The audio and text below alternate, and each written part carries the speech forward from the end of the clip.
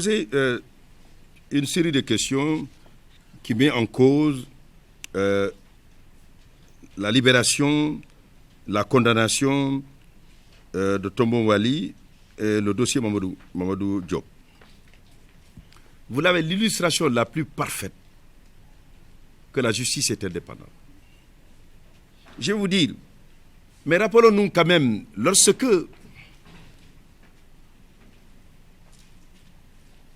Bassirou Faye était décédé, le 14 août 2014, on a dit qu'il n'y aura pas de solution, que c'est une nébuleuse. Beaucoup étaient sceptiques. Mais il faudrait rappeler que depuis l'indépendance, tous les crimes assimilés à des crimes d'État n'ont jamais été élucidés. L'affaire Blondin, l'affaire Omar Blondin, Diop, vous connaissiez cette affaire. Bien d'autres, jusqu'à Bala Gaye. Bien d'autres affaires dont je ne parlerai pas. Mais cette affaire a été élucidée. Il y avait une volonté déterminée. Je vous l'avais dit, vous étiez là. Je vous ai dit que nous allons poursuivre. Et nous nous sommes donné les moyens de poursuivre. Et je vous ai expliqué que la délicatesse de la justice, il ne faut pas subir la pression de l'instantanéité. Vous vouliez que l'on sache tout de suite la vérité.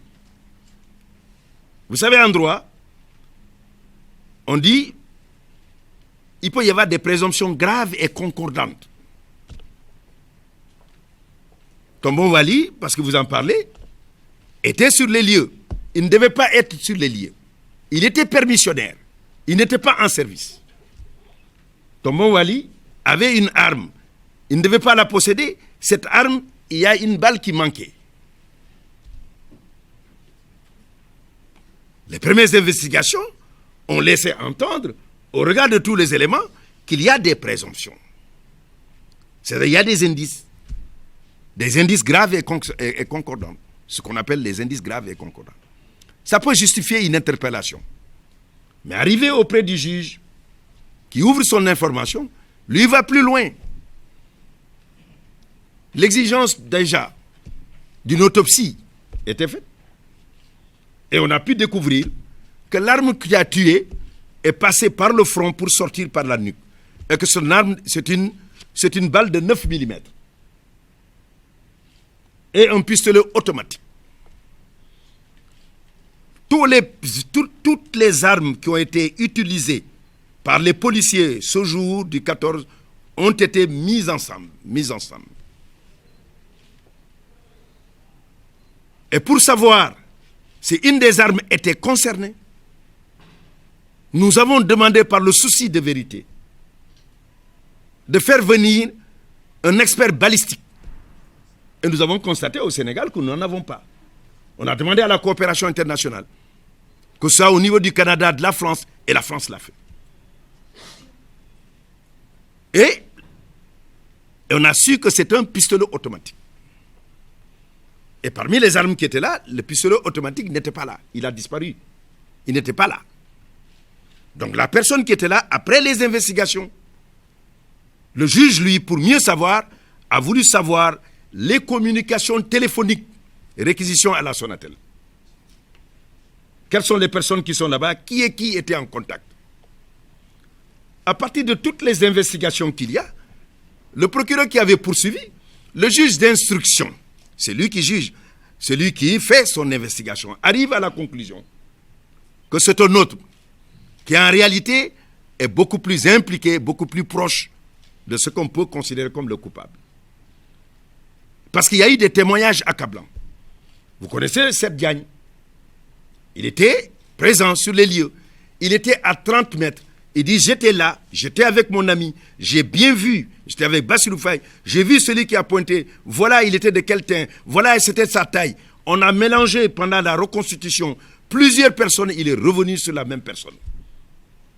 Il disait qu'elle avait à peu près entre 1,72, 1,78 et 1,90 mètres. Et avec les autres éléments, le juge a eu la conviction qu'il s'agit bien d'une autre personne qui est Mohamed Bougaleb. Une condamnation a eu lieu. C'est ça la force du Sénégal. vous avez le droit de faire appel. Et ce droit est reconnu à tout citoyen qui estime que son droit est violé et que justice n'a pas été rendue. De même que la possibilité sera donnée, lorsque cette décision sera rendue à l'État du Sénégal, à travers le procureur qui est l'avocat de la société, de faire un pourvoi en cassation.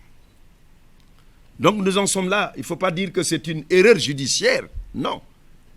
Le juge qui rend la décision, il le fait sur la base des éléments qu'il a, sur des éléments de preuve, ne répondant que la seule souveraineté de la loi et de sa conscience.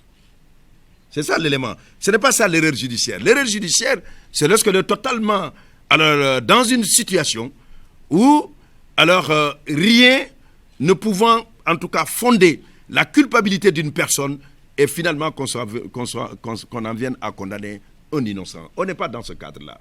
Il y a des éléments de preuve qui ont été agités, débattus publiquement, devant tous ceux qui sont partis à l'audience et qui ont suivi.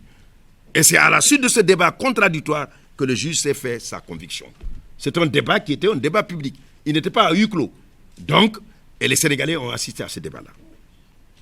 Et le juge a estimé, au regard des éléments dont il disposait, qu'il pouvait entrer en voie de condamnation. Et il a condamné à 20 ans.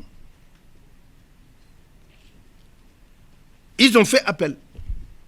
L'affaire a été examinée devant la cour d'appel. Et la cour d'appel l'ayant examinée, on a estimé que ces personnes, il y a eu mort d'homme sans doute. Mais ces personnes ne sont sans doute pas ceux qui ont donné la mort. Vous pouvez être au mauvais moment, au mauvais endroit, et même possesseur d'une arme, qui peut ne pas être l'arme du crime. De toute façon, une décision a été rendue. Vous dites qu'une organisation de défense des droits de l'homme a estimé qu'il y a eu torture. Eh bien, la loi garantit à tout citoyen qui est victime d'une torture de porter plainte. Et quand ces personnes portent plainte, des poursuites sont engagées. Et je vous donne le cas d'Ibrahima Samb. À Mbacké, ce procès a eu lieu. On avait estimé qu'il a été torturé à mort. Mais ils ont été jugés. Il y a à peine 3 semaines, et les policiers disaient à 10 ans. Ce reproche, on ne peut pas le faire à l'État du Sénégal. Dès l'instant qu'il y a une décision, dès l'instant qu'il y a connaissance et qu'il y a une plainte, des investigations sont faites. Si la réalité est établie, eh bien, les personnes répondent. Parce qu'il n'est pas dans la formation de la police de faire la torture. Ceux qui s'y adonnent sont alors poursuivis. Et ils ne reflètent pas ces personnes, la justice ou la police, qui fait un travail difficile et qui le fait avec beaucoup de professionnalisme dans certaines circonstances qui sont véritablement des circonstances très, très, très difficiles. Donc le comportement d'une personne ne peut pas rejaillir sur l'image des forces de sécurité. Il faudrait donc bien le préciser. Que se passe-t-il, madame? Mon mari me demande de pimenter notre vie. Pas sur le coin des femmes de Leral.net. Ça va être ça.